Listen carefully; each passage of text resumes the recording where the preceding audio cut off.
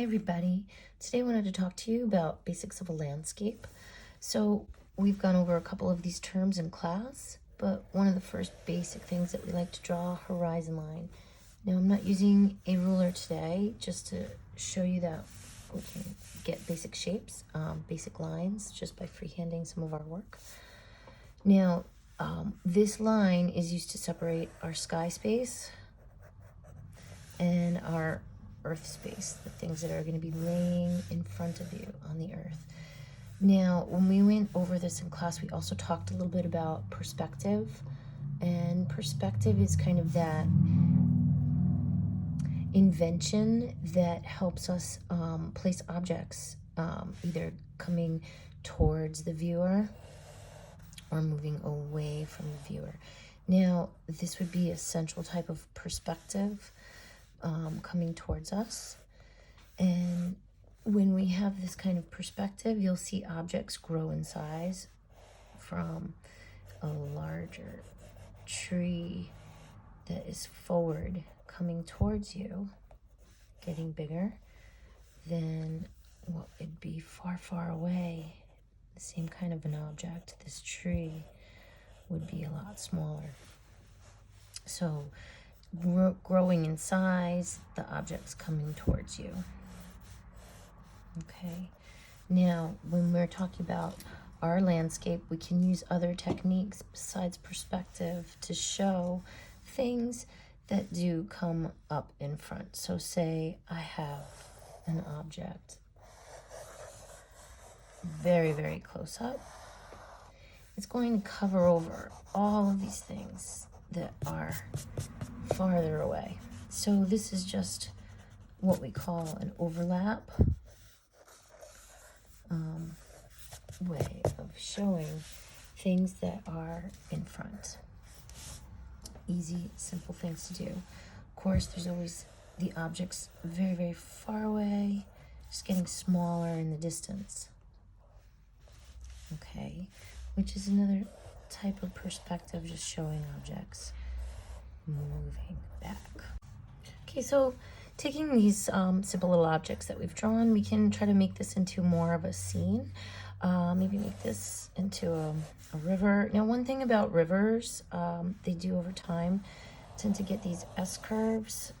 So, change it, but know that it gets smaller as it recedes. Maybe this side. Maybe you want to put like some rocks in the front of this. Rocks can be kind of very simple to draw, but they're all about shading and how you make them darker. Of course, seeing that you're in the front of the drawing here, down low on the page, is where you're going to have your closer objects. So maybe here's where you're going to see more of the details of the tree with its branches. Of course, the crown will surround it, the crown of leaves. You can be more precise, more detailed in the leaf structure that you do here. These get further away, so you don't have to be as detailed. We'll try to do some of that when we color. Also, you might want to add some of those flowers that we've been practicing, maybe close up. You will see some of the little details of the leaves and the types of flowers that we are drawing. I don't think I drew a daisy, but some of you did. They were very, very nice. Very daisy structure. All right, but let's talk more about this overall landscape here.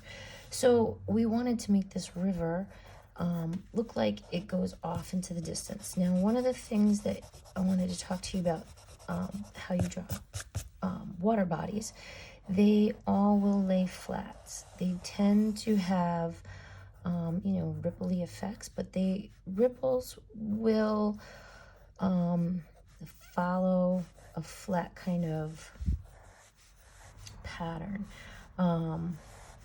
Even when you're drawing bodies of water and waves in the ocean. Okay, so when we color, we're going to keep our our colors, our crayons, sideways. We're going to draw the lines going horizontally. Okay, as opposed to what would be like a waterfall.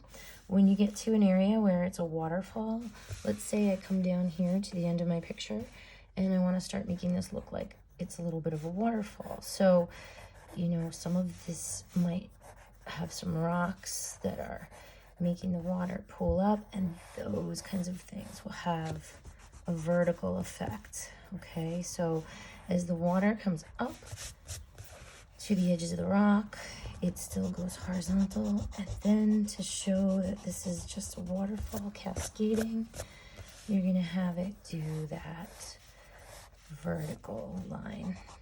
Up until then, remember, the lines stay horizontal. We're gonna make this come out.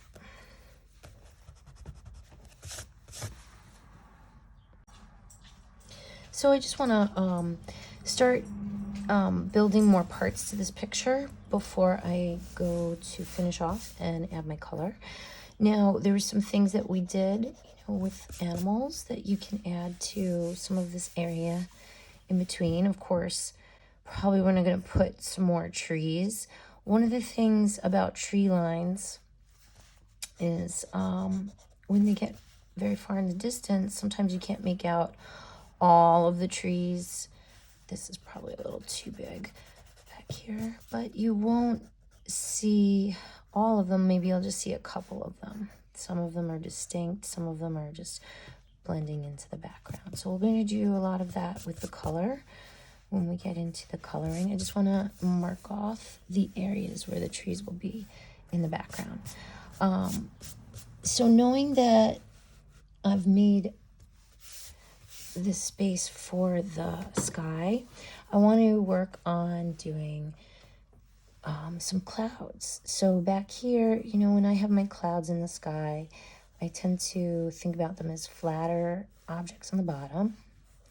And of course, this is stuff that we're going to be doing with our color, but maybe I'm going to add to it just a little bit of the pencil shading so that I can remember, you know, clouds that are white, they always have some value to them, okay? Even with some of the colors of sunsets. Maybe we can turn this one into a sunset, and that's just by showing the color of the sky. So we can start to build up the areas of the landscape. Now this is coming into a foreground, middle ground, and background. And the idea of the background being the lightest area in color and furthest away from the viewer. The foreground here being darker and closer to the viewer. So we're going to add some parts of this drawing with our today marker. Maybe we'll just add a couple details of leaves for you to see. We'll put these details more in darkened with our marker. All right, so maybe some of these trees, you can see some of the leaf structure. Remember, we'll have a couple more trees here. Just gonna give myself a couple details before I go over with the marker coloring. Okay, so and of course we may want to add some more of these daisies up here, some more of the flowers. Maybe there's like a bunch that come really close to the viewer in this patch of daisies. All right, so can keep going. Remember, some of the details we will darken with those darker markers that we've been using to outline. Okay, maybe some of the rocks. Might want to have a lot more rocks in view as the waterfall. Maybe over here. Some rocks in the river makes the current bend. Now, remember, this is water coming at.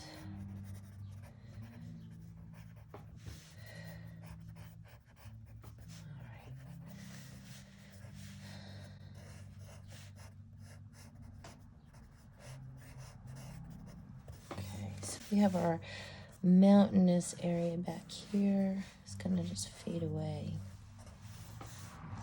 behind this tree line.